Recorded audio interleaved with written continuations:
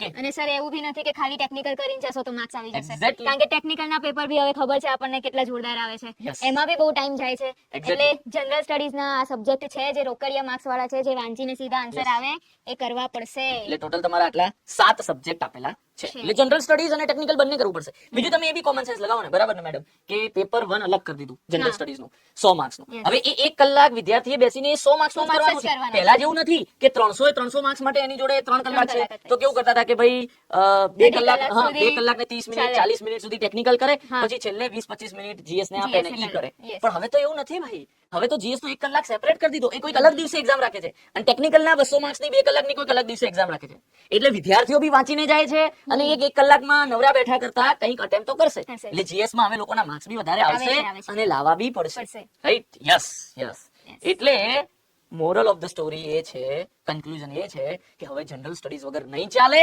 અને general studies માં પણ એકલું મેથ્સ રીઝનિંગ ઉપર નહીં રહેવાય આ ક્લાસ 3 નથી 1 and 2 છે આખી પેટર્ન બદલી નાખી જીએસ ની સાહેબે રાઈટ એટલે જ્યોગ્રાફી હિસ્ટ્રી આ બધા જ સબ્જેક્ટ કરવા પડશે યસ સર રાઈટ યસ